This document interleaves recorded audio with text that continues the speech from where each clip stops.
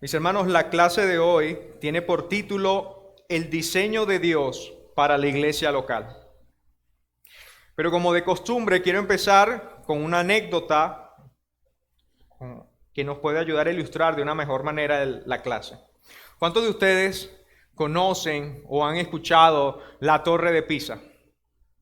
Levanten la mano. Bastantes. Los que no saben, la Torre de Pisa es una construcción o es una torre emblemática que estaba en Italia. Esa torre comenzó en 1173 en la ciudad italiana de Pisa. Los arquitectos de la época tenían la intención de construir una impresionante torre de campanario. Eran esas torres donde están las campanas que suena para llamar a las personas a ir a la iglesia. Ellos la querían construir de aproximadamente 60 metros de altura junto a la catedral. Sin embargo, ellos cometieron un grave error desde el principio. Ellos no prestaron atención al diseño del terreno. Y en lugar de construir los cimientos de la torre sobre roca sólida, decidieron edificar la torre sobre un suelo que era muy blando, compuesto de arcilla, limo y arena. Apenas unos años después de comenzar la construcción, cuando la torre ya tenía los primeros pisos, empezó el problema. El peso desigual de la estructura comenzó a hundir los cimientos de un lado, haciendo que la torre se inclinara peligrosamente. Los arquitectos pensaron, y en vez de detener la construcción, ellos decidieron corregir el problema añadiendo más peso en el lado contrario. Sin embargo, esta solución empeoró las cosas. La torre se siguió inclinando. La inclinación siguió aumentando con el paso de las décadas hasta que finalmente en 1370, casi 200 años después, se detuvo totalmente la construcción. ¿Qué hacemos ahora con esta torre? Este diseño defectuoso provocó que la torre inclinada se convirtiera en una estructura insegura e inhabitable. No sirve para nada. Intentaron en el siglo XIII utilizarla como faro, como observatorio para ver la ciudad, pero a medida que iba pasando los años, la torre se seguía inclinando. Nunca pudo utilizarse como campanario, como el diseño original que tenía, ni para ningún otro fin práctico, debido a que su peligroso ángulo hacía que en cualquier momento se pudiera derrumbar. Hoy en día, la Torre de Pisa es un monumento precioso, no hay que negarlo. Es un sitio turístico emblemático, conocido en todas partes del mundo. Pero la pregunta que nosotros debemos hacernos es, ¿la Torre de Pisa cumplió el diseño para el cual fue creada? No. Mis hermanos, de manera similar sucede muchas veces con la iglesia de Cristo. Muchas veces los hombres han querido diseñar la iglesia y hacerla que funcione de la manera que ellos esperan y que ellos quieren que funcione. Y eso produce que la iglesia se tuerza, que pierda su fuerza y que no cumpla el diseño por el cual Dios la creó. Muchas veces se puede ver preciosa. Tú puedes ir a congregaciones donde todas las personas están bien vestidas, son educadas, son ordenadas y tú dices, ¡qué belleza! Pero tal como la Torre de Pisa no sirve para nada.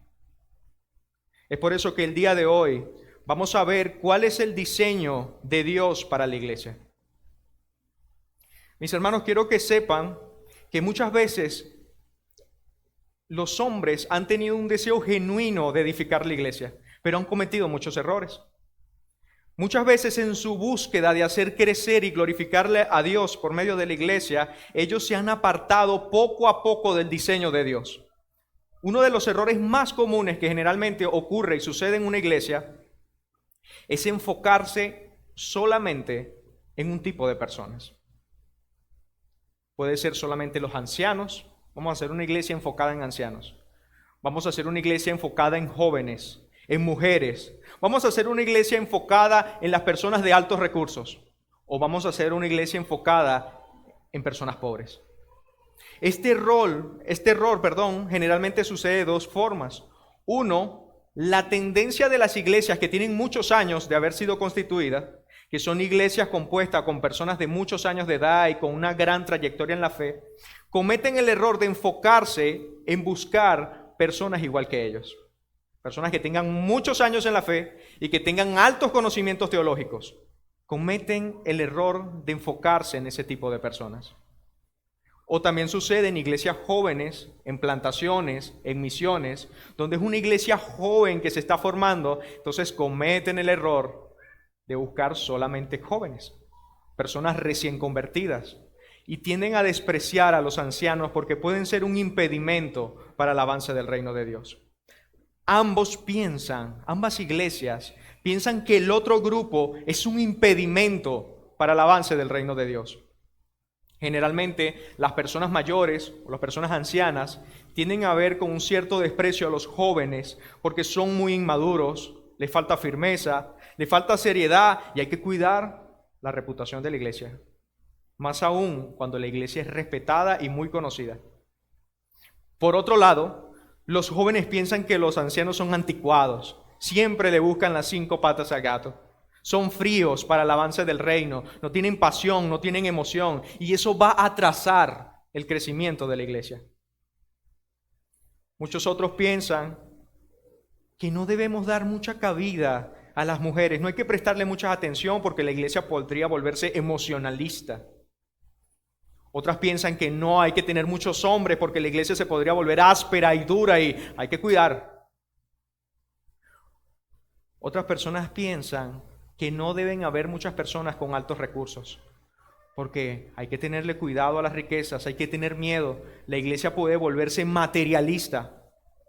O el otro extremo, no hay que enfocarnos en los pobres porque le va a dar mal aspecto a la iglesia. Imagínate una persona pobre entrando a la iglesia y, oye, estéticamente no se ve bien. Y así cada iglesia, generalmente que se enfoca en un solo tipo de personas, comete este error y eso los va a llevar a inclinarse como la Torre de Pisa. ¿Alguna vez hemos pensado de esta manera? Algunas veces hemos pensado que la iglesia fuera mejor si solamente hubiera el tipo de personas que más nos gusta a nosotros.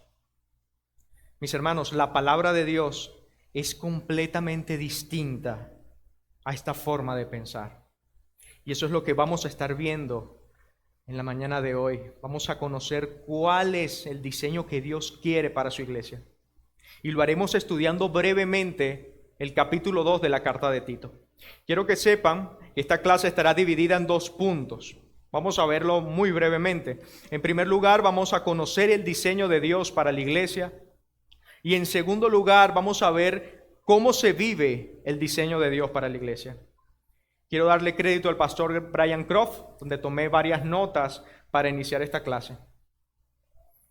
En primer lugar, vamos a conocer el diseño de Dios para la iglesia. Para hacer eso, vamos a hacer un breve repaso a la carta de Tito. Por favor, acompáñenme a la carta de Pablo a Tito.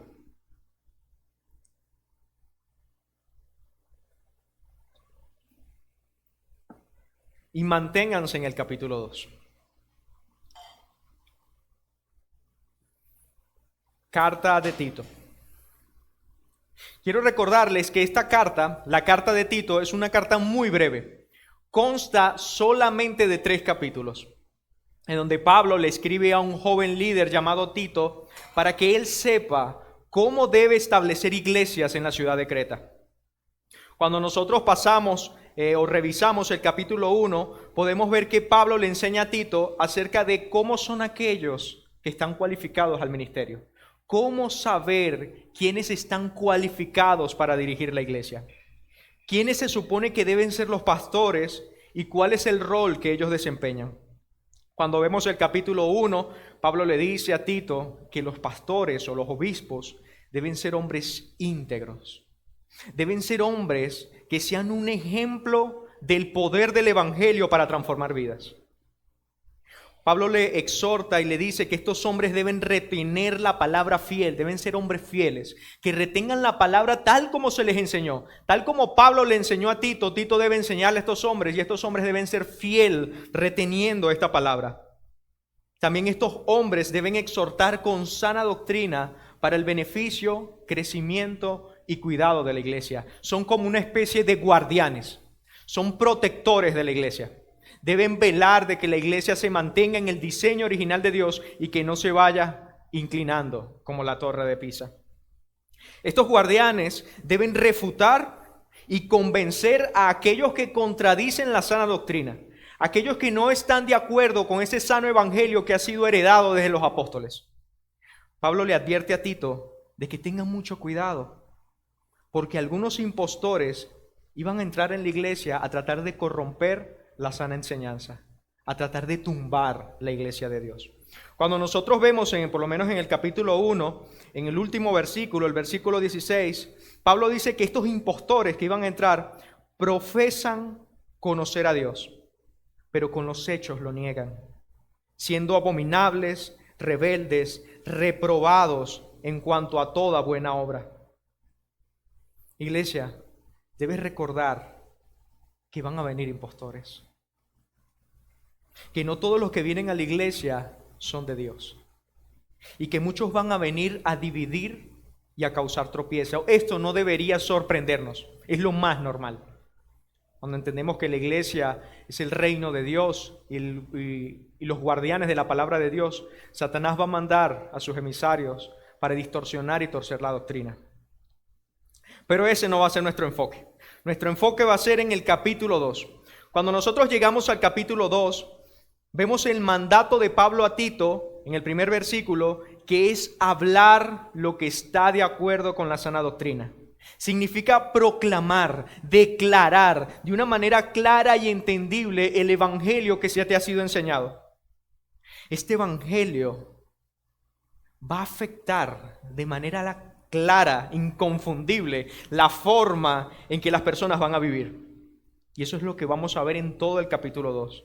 Pablo dedica tiempo a este tema que es mucho más importante en vez de enfocar el tiempo hablando de los impostores.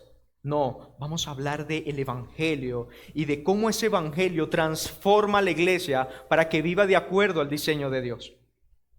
Vamos a leer el capítulo 2. Dice así la palabra del Señor. Pero tú, habla lo que está de acuerdo con la sana doctrina. Que los ancianos sean sobrios, serios, prudentes, sanos en la fe, en el amor, en la paciencia. Las ancianas asimismo sean reverentes en su porte, no calumniadoras, no esclavas del vino, maestras del bien, que enseñen a las mujeres jóvenes a amar a sus maridos y a sus hijos, a ser prudentes, castas, cuidadosas de su casa, buenas, sujetas a sus maridos, para que la palabra de Dios no sea blasfemada. Exhorta asimismo a los jóvenes a que sean prudentes, presentándote tú en todo como ejemplo de buenas obras, en la enseñanza mostrando integridad, seriedad, palabra sana e irreprochable, de modo que el adversario se avergüence y no tenga nada malo que decir de vosotros. Exhorta a los siervos a que se sujeten a sus amos, que agraden en todo, que no sean respondones, no defraudando, sino mostrándose fieles en todo, para que en todo adornen la doctrina de Dios nuestro Salvador. Porque la gracia de Dios se ha manifestado para salvación a todos los hombres, enseñándonos que, renunciando a la impiedad y a los deseos mundanos, vivamos en este siglo sobria, justa y piadosamente, aguardando la esperanza bienaventurada y la manifestación gloriosa de nuestro gran Dios y Salvador Jesucristo, quien se dio a sí mismo por nosotros para redimirnos de toda iniquidad y purificar para sí un pueblo propio, celoso de buenas obras. Esto habla y exhorta y reprende con toda autoridad. Nadie te menosprecie. Amén. Mis hermanos, vimos acá entonces que Pablo le enseña a Tito cómo debe lucir la vida de aquellos que han sido transformados por el evangelio. ¿Cuál es el diseño que Dios quiere que suceda en la iglesia local? Mis hermanos, cuando nosotros leemos este capítulo 2, nos dimos cuenta que el diseño de Dios para la iglesia es que sea una iglesia constituida por muchos tipos de personas. Ancianos, ancianas, jóvenes, personas en autoridad, ricos, personas en sujeción, esclavos, pobres, y que de esta manera iban a glorificar a Dios en todo lo que hagan. Quiero que sepan que este diseño de Dios no es algo que solamente ocurría ya en Creta. Este es el diseño de Dios para toda iglesia en cualquier parte del mundo. Este es el diseño de Dios para la Iglesia Bautista Reformada Trono de Gracia. Así quiere Dios que vivamos en la iglesia. Una iglesia local compuesta no solo por pastores, sino que es una iglesia con diversidad de dones, de diferentes edades, contextos, una iglesia multigeneracional. No importa qué tan respetada sea, no importa dónde esté ubicada, esta es la manera de vivir. Y si una iglesia no vive de esta manera, tal como la Torre de Pisa, va a ser inservible y torcida.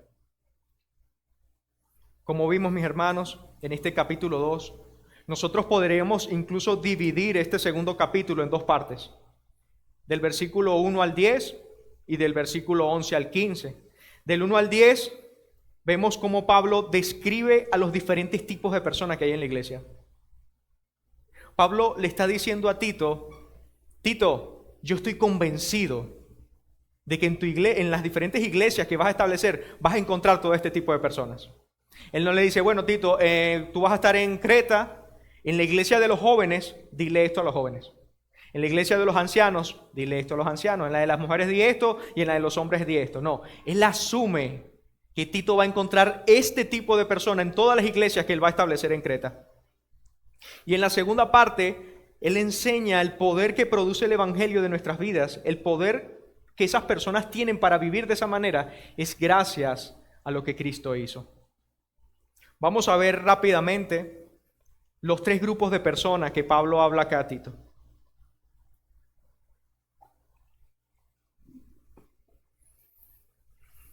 En primer lugar, el primer grupo de personas que compone una iglesia: ancianos y jóvenes.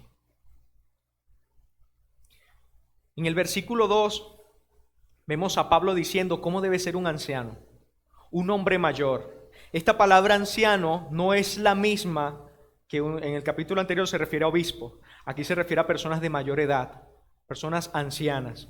Bueno, Pablo en el versículo 2 le dice a Tito cómo se debe ver la vida de los ancianos que componen una iglesia. Dice que deben ser sobrios, serios, prudentes, sanos en la fe, en el amor y en la paciencia. En el versículo 3 vemos cómo deben ser las ancianas, las mujeres de mayor edad en la iglesia. Dice que deben ser mujeres reverentes, no calumniadoras, maestras del bien y que enseñan a las jóvenes cómo madurar. Y dice que para que la palabra de Dios no sea blasfemada. Ellos tienen un rol importante en la iglesia. Muchas veces pensamos de que los únicos que tienen funciones en la iglesia son los pastores, los diáconos o los líderes. Y pensamos y llegamos y nos sentamos y decimos, pero ¿cuál es mi labor? ¿Qué puedo ser yo de útil acá? Bueno, Pablo le está diciendo a Tito, en una iglesia sana, en una iglesia que es conforme a mi diseño, los ancianos deben vivir de esta manera y las ancianas deben vivir de esta manera para que la palabra de Dios no sea blasfemada. Para que no sean como esos impostores del capítulo anterior, que vimos que profesan a Dios, pero sus hechos demuestran lo contrario. No, una iglesia sana, los ancianos y las ancianas no solamente profesan a Dios, sino que de esta forma pueden glorificar a Dios para que la palabra de Dios no sea blasfemada. En el versículo 4 y 5 vemos implícitamente cómo deben comportarse las mujeres jóvenes. Cuando Pablo le dice, las ancianas deben enseñar a los jóvenes esto, de esa misma forma, implícitamente está diciendo cómo debe ser la vida de una joven. Una joven debe ser casta, pura, prudente, debe ser una mujer amorosa. En el versículo del 6 al 8 vemos cómo deben ser los jóvenes, los varones jóvenes de la iglesia. Dice que deben ser íntegros, serios con palabra sana, para que los adversarios se avergüencen. Incluso Pablo mismo acá está cumpliendo ese rol cuando está discipulando a Tito al enviarle esta carta. Él está actuando como un anciano sobrio que discipula y que mentorea a los jóvenes. Mis hermanos, cuando vemos esta primera parte de ancianos y jóvenes, los ancianos, las ancianas que están acá, los jóvenes, hombres y mujeres que están acá, ¿podremos decir que Tito 2 está describiendo nuestras vidas? Nosotros podemos leer Tito 2, el que es joven puede ver cómo debe comportarse un joven y preguntarse a sí mismo, ¿este soy yo? ¿Está hablando de mí? O al contrario, podemos ver que como la torre de Pisa, estamos inclinados. Los ancianos y ancianas que están acá, cuando leen estas palabras de Tito, de Pablo a Tito, ¿puedes decir que eres el anciano de Tito 2? ¿Eres la anciana de Tito 2? Porque profesamos, todos podemos profesar que somos creyentes, todos hablamos de que creemos en Dios, pero nuestra vida confirma lo que estamos diciendo. Vamos a ver el segundo grupo, hombres y mujeres. Acá implícitamente Pablo le habla a los ancianos, a las ancianas, a los jóvenes hombres y a las jóvenes mujeres. O sea, está hablando a los dos sexos, a hombres y mujeres. En este contexto era sumamente escandaloso la iglesia cristiana el hecho de que un hombre y una mujer estuvieran juntos adorando a Dios. Normalmente era el hombre, la mujer era vista como segunda categoría. Ella no puede estar delante de la presencia de Dios, del templo, somos los hombres. Y Pablo muestra acá que el diseño de Dios para la iglesia incluye a hombres y a mujeres. Los ancianos y jóvenes deben ser ejemplo de buenas obras, sanos en la fe y en el amor, y las mujeres deben ser reverentes, prudentes y castas. Vemos eso de esa manera porque pareciera mostrar Pablo acá que ambos luchan de manera distinta. Y es una realidad, las mujeres y los hombres luchan con el pecado de una manera distinta. Todos los hombres que están acá sabemos que luchamos con el pecado de una manera distinta que las mujeres y luchamos con pecados que generalmente las mujeres no luchan. De igual forma, las mujeres luchan con pecados que generalmente, no en todos los casos, los hombres no luchan. Entender esto nos va a llevar a vivir en armonía, no creyéndonos ambos sexos superiores al otro, sino a vivir en paz, en unidad. El tercer grupo que vemos acá en segunda de Tito es el de siervos y amos. Pablo le da instrucciones a los siervos de cómo deben someterse a sus amos y cómo hacerlo de una manera piadosa. En el contexto de Tito era la esclavitud. Lo más cercano, lo más parecido que nosotros tenemos en nuestro contexto es el área laboral. Jefes, empleados, personas incluso con buenos recursos y personas carentes de recursos. Y Pablo les enseña a estos siervos de cómo deben someterse a la palabra de Dios y que deben agradar a sus amos en todo para que adornen la doctrina de Dios. Al final el énfasis de toda esta forma de vivir es adornar y mostrar que el Evangelio tiene poder para transformar vidas. Y de esa manera Dios es glorificado. No es solamente profesarlo con nuestros labios, no es solamente declarar una doctrina, sino que en la forma en que estos grupos vivan y se manejen juntos, van a demostrar que el Evangelio es real y van a demostrar que el Evangelio tiene poder para transformar vidas y van a callar a los adversarios y van a adornar la doctrina de Dios y le van a dar la gloria a Jesucristo. Y eso es lo que vemos en el versículo 11 en adelante. El versículo 11 dice, porque la gracia de Dios se ha manifestado trayendo a salvación a todos los hombres. Mis hermanos, es imposible que estos grupos puedan coexistir en una iglesia si no es el Evangelio el que los mantiene unidos. Es imposible que acá en Trono de Gracia, hombres, mujeres, jóvenes, ancianos, personas desempleadas, personas con buenos empleos, que todos se conecten y trabajen juntos si no es porque la gracia de Dios se ha manifestado para salvación. Y esa gracia nos ha enseñado que debemos renunciar a toda impiedad. Y más adelante en el versículo 14 vemos que Cristo se entregó por nosotros. Vemos el ejemplo de cómo vivir en la iglesia local. A veces los ancianos no quieren ceder a los jóvenes porque tienen que resguardar su posición.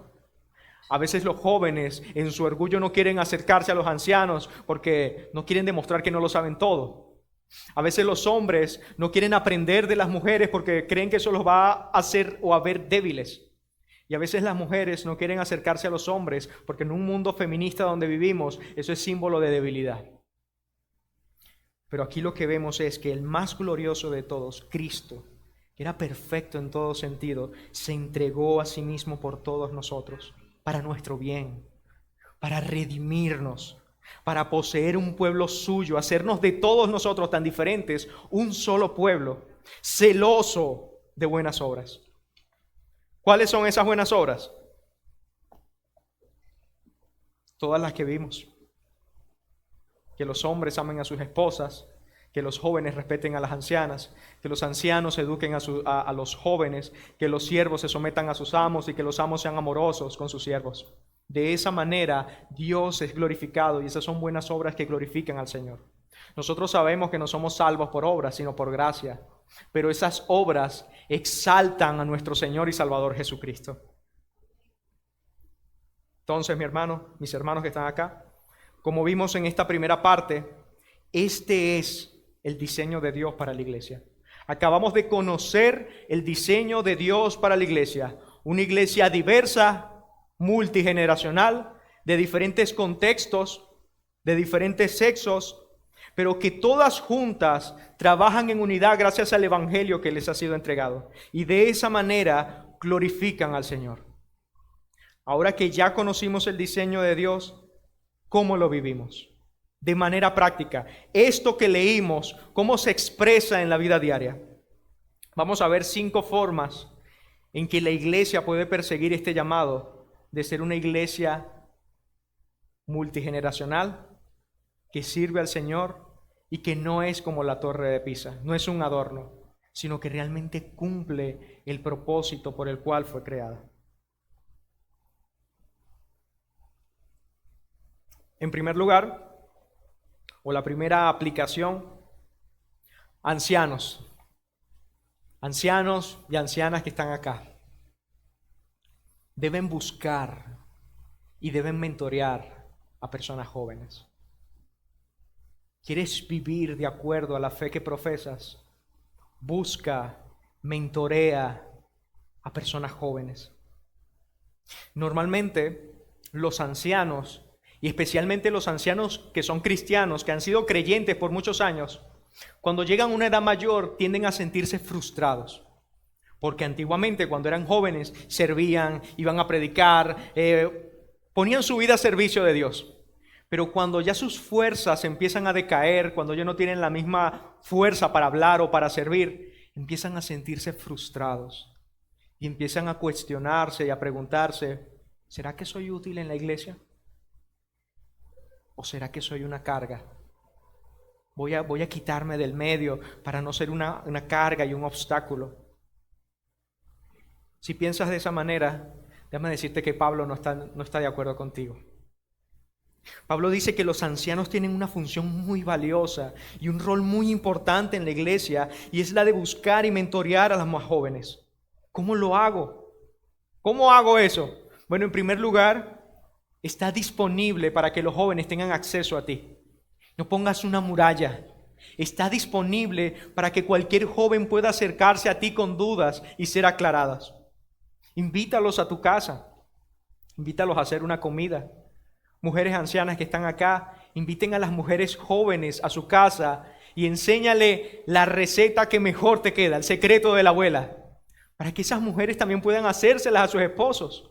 A veces, como recuerda nuestro pastor Plinio, tenemos un dualismo de que creemos que solamente vamos a enseñar cosas espirituales. No, ustedes son ancianas, ustedes tienen mucha experiencia que es muy valiosa para la juventud de hoy. Enseña a las mujeres jóvenes a cocinar, a preparar una buena comida, a dar esos tips y esos secretos para que el arroz quede perfecto o para que la ropa quede de esta manera. Ustedes son muy valiosas y de esa manera ustedes van a enseñar a las mujeres jóvenes a cómo cuidar su hogar. Enséñala a cómo disciplinar a sus hijos, cómo reconocer una rabieta, cómo saber cuando un niño te necesita. El Señor les ha dado sabiduría. Si tú eres una mujer anciana, cristiana, y que has madurado a través de los años, busca una mujer joven a la cual discipular, a la cual mentorear. Ora con ella y lee las Escrituras. Trata de ser intencional. A veces simplemente decirle a alguien, a una mujer joven, a un joven o un muchacho joven, enséñame a mandar un WhatsApp. Enséñame a configurar el fondo de pantalla. Y eso lo usas como una excusa para acercarte a esa persona, para abrir tu corazón. Los jóvenes del día de hoy están muy confundidos. Tienen crisis de identidad, no saben a dónde ir, no saben cómo prosperar. no saben cómo crecer, y los ancianos que han acumulado sabiduría y experiencia a través de los años pueden ser una pieza fundamental, una inspiración en la fe de los jóvenes. Anciano que estás acá, busca un hombre joven, enséñales cómo has permanecido en el tiempo, en el matrimonio. Abre tu corazón y muéstrale las luchas que es tener o que es crecer o mantener una familia y cómo el Evangelio y Dios te ha enseñado a través de los años a permanecer firme. Enséñale cómo administrar un negocio. Si el Señor te ha prosperado, enséñale las herramientas que Él necesita para que Él pueda prosperar y proveer a su familia. No te lleves eso. Enseña a los hombres jóvenes cómo luchar con la tentación, cómo marcar distancia, cómo ser prudentes, cómo ser varoniles. A veces los ancianos tienen la tendencia de quejarse de los jóvenes al ver que son inmaduros, al ver que no son varoniles, las mujeres no son femeninas, pero no hacen el esfuerzo de acercarse. ¿Cómo madurarán si tú no te acercas a ellos y les enseñas?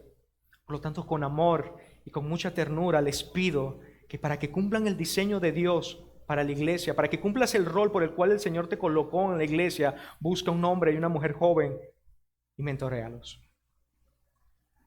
En segundo lugar, los jóvenes que están acá, que estamos acá, aprendamos de los mayores. Y no solamente aprendamos de los mayores, sino cuidémoslo. Sé intencional en buscar una persona mayor y siéntate y comparte con ellos. Reconoce que no lo sabes todo, que no te vas a comer el mundo.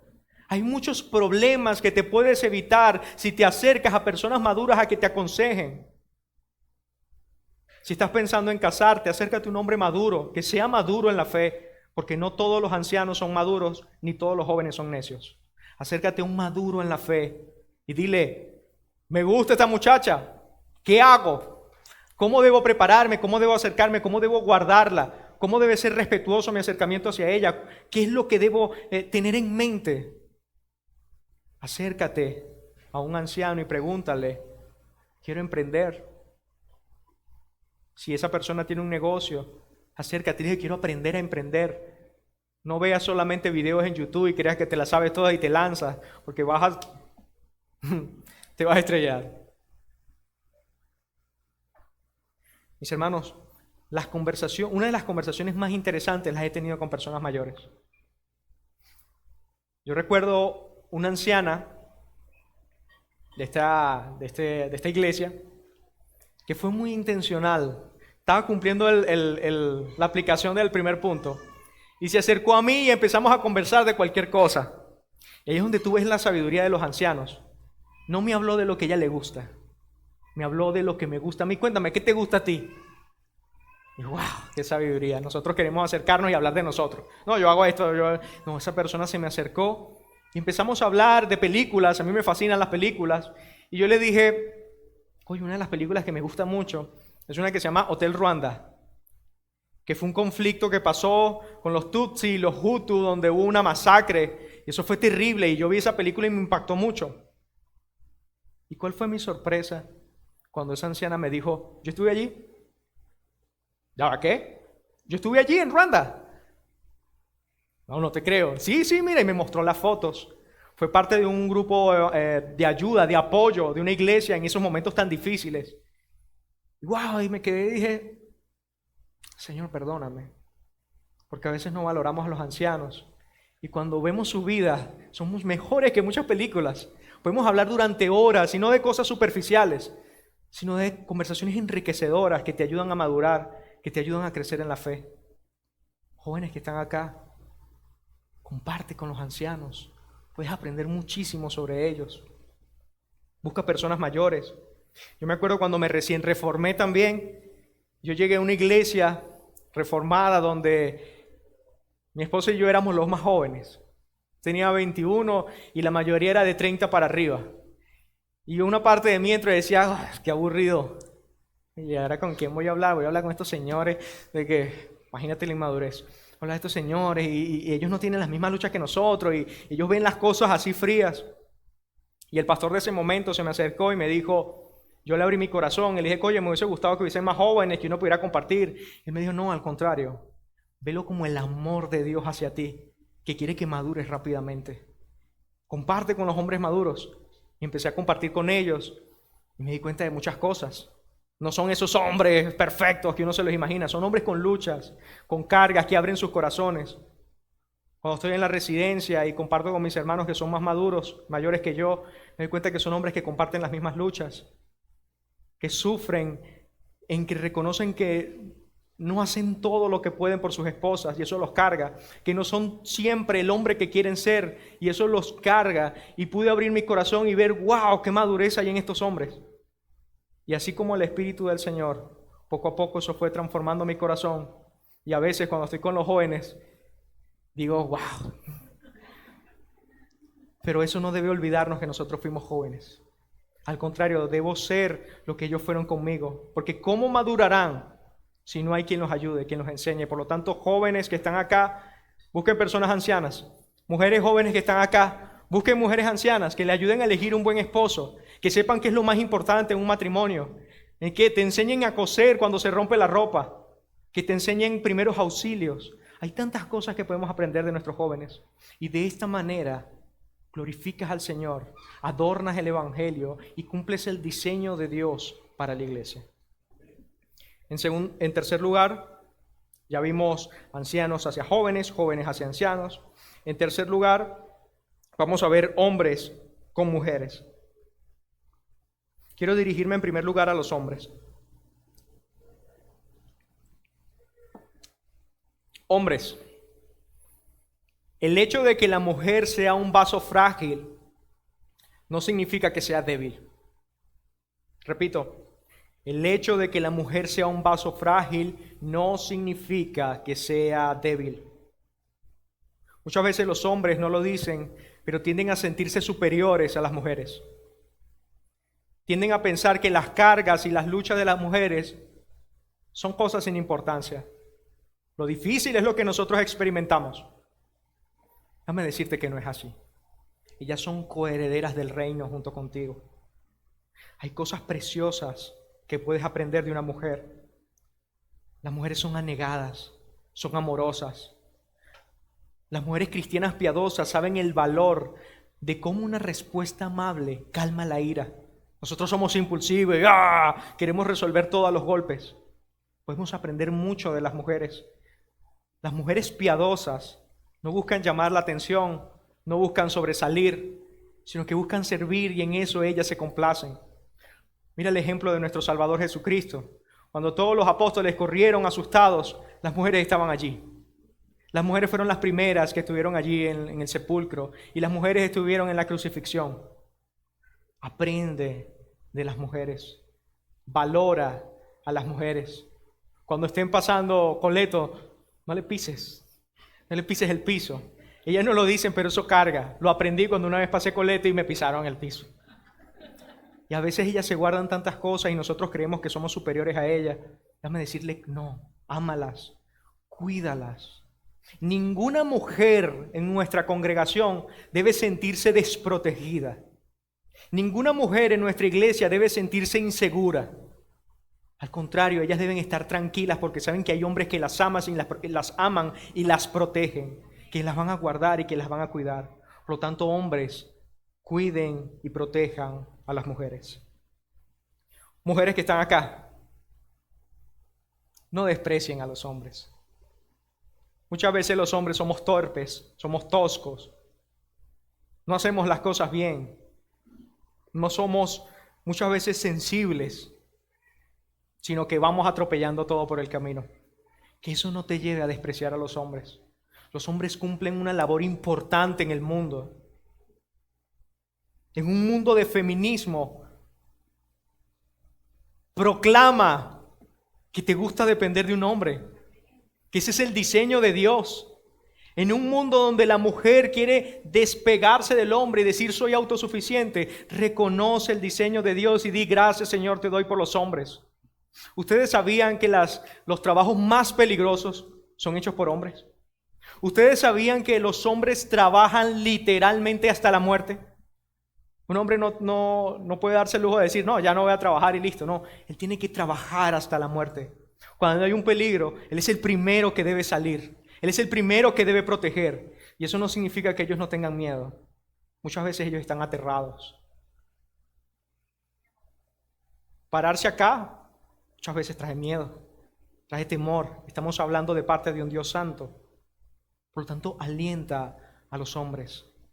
Aliéntalos a cumplir ese rol dado por Dios. Alienta a tus pastores.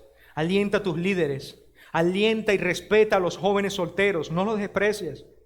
Cuando una mujer se comporta de una manera femenina, los hombres tienden a comportarse de una manera más masculina. Deja que él abra el pote que no puedes abrir. Dile, oye, hermano, se acabó el agua ya. ¿Puedes llevar el botellón? Y cuando lo lleve, dile gracias. A los hombres les hace feliz eso y no lo dicen.